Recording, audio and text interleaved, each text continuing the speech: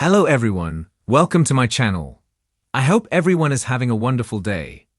Before starting the video, please go ahead and hit the subscribe button and give this video a like up, bold, and the beautiful 2-week spoilers for August 11 to 22, 2025 see Rebecca Budig, in total denial of what's happening, and Kimberlyn Brown, busy scheming.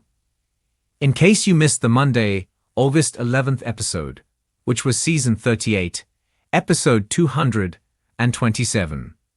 Just real quick, Finn, Tanner Novlan, confirmed to Liam Spencer, Scott Clifton, that Grace Buckingham turned herself into the police. Liam realized he needs to tell his dad. So he called Bill Spencer, Don Diamond, to come home. Liam and Hope Logan, Annika Noel, then told Bill Spencer about Grace's deception. Bill, of course, is furious. He says that Witch is going to pay, but he used the B word. He also says Grace is going to wish she never met him. This is the second time Reese's gambling has cost their family horribly. Lee Finnegan, Naomi Matsuda, tells Sheila that something shifted in her when she had Luna Nozawa's, Lisa Yamada, life in her hands in the operating room. Lai remembered that Luna is her granddaughter and niece.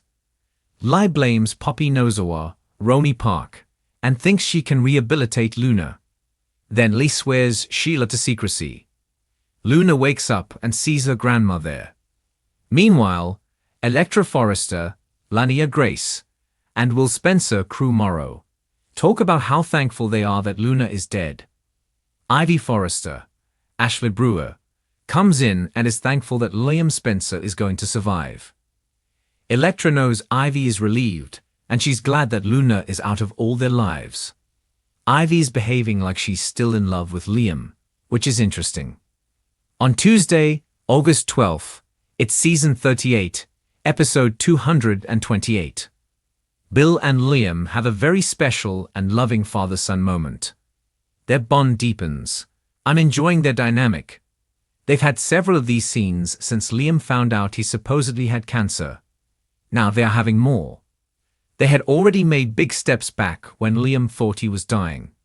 But now, with his whole life ahead of him, Bill and Liam are more deeply bonded.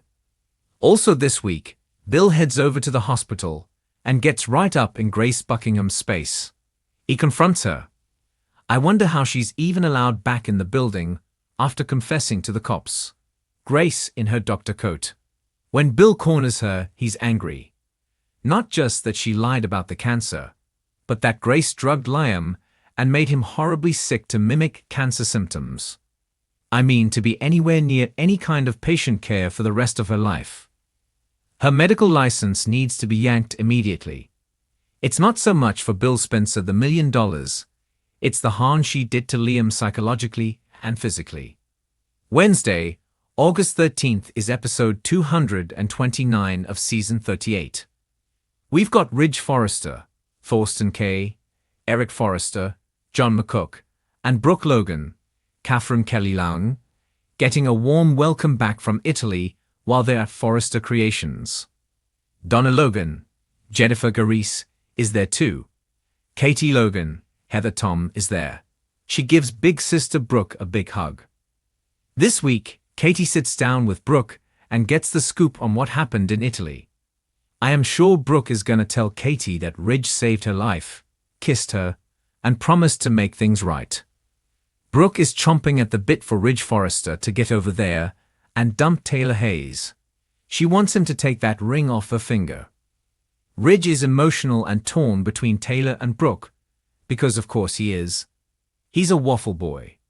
In that moment when Ridge saved Brooke, and it was just the two of them, Ridge knew what he wanted. But confronted with having to dump Taylor and face Steffi's wrath and disappointment, of course he's waffling. On Thursday, August 14th, it's season 38, episode 230. Taylor starts questioning this emotional moment that Ridge had with Brooke in Italy. I'm guessing he's going to start off with just the facts, like what Ridge saw, that Brooke fell off Nick Marone's Jack Wagner boat. He swam out. Ridge is going to struggle to tell Taylor the big epiphany, that Brooke's the woman he needs to be with. Ridge is going to have to work up his nerve. Taylor tells Ridge yes, Brooke has a future, but it's not with Ridge because she's not going to take off that engagement ring. Also this week, Kelly Spencer, Sophia Paris McKinley, is over at the Forrester mansion. Of course, that's Ridge and Taylor's granddaughter. Kelly looks so happy. She's got some sort of drawing. So I wonder if Kelly is telling them how excited she is her grandparents are together and getting married. I'm sure whatever Kelly says is going to make Ridge feel like the biggest jerk in the world. It's going to make it even harder for him to come clean. But to be clear, he is the biggest jerk in the world, as far as I'm concerned. At least in the world of B, and B. Elektra tells on Thursday that she is ready to move forward and take the next step in their relationship. So it looks like Elektra is ready to get intimate with him. On Friday, August 15th, we're going to end the week on Season 38, Episode 231. Sheila is eavesdropping when Katie comes over to Il Giardino and talks to Deacon Sharp, seeing Kanan. She wants to know if she can host a small celebration at the pizza place for Will's birthday. I assume this is for Will's birthday. Will was born on September 25th, which is coming up in a few weeks on. What's funny is that Katie's son should be turning 13 because he was born in 2012. So, a big old Taurus right there. Sheila may be spying just to make sure that first of all, no one has any idea that Luna is alive. Also because Will was one of the big reasons Luna was acting crazy and didn't want to leave town. Also this week, Nick shows up to Forrester Creations and proposes to Brooke. He tells her it's not over for them. Nick says he loves Brooke. Nick has that engagement ring, and he is ready to make it happen, Captain, but you know she's obviously going to say no. The week of August 18th through the 22nd, it's way past time for Ivy to make her feelings known to Liam Spencer. The last time Ivy told him she cared about him and was still into him was almost a year ago, when she kissed him at Il Giardino, when she was in town for like 2 episodes. We've seen Ivy come to the realization, but she hasn't acted on it. He was supposedly dying of cancer, then almost died from the shooting. Ivy has been gushing about him to Elektra Forrester. Liam is the one that got away. So hopefully, Ivy stops wasting time. Maybe she tells Liam how she feels and asks to reunite. I don't think Hope will like it. Luna has questions for her grandma. She's going to want to know why she's not in the hospital, why she's not under arrest, why Li's caring for her, and not so much why Sheila is there for Luna, but why she's there with Lee. Luna doesn't remember much from the events of the day of the shooting. Deacon may notice Sheila's absences because, you know, she's going to be over there helping Lily and visiting Luna all she can. I hope Deacon is not so suspicious that he follows Sheila. That would be a big whoopsie, because I would bet on Deacon calling the cops and turning in Luna. Will and Elektra are ready to take things to the bedroom. He has been very patient. Let's hope Elektra has no regrets about this big move. Brooke may get impatient for Ridge to go ahead and dump Taylor. I'm sure Brooke is going to be pushing Ridge. Hurry up, walk away from Taylor. And he better not be back in her bed after he told Brooke what he did. But it's Ridge who knows.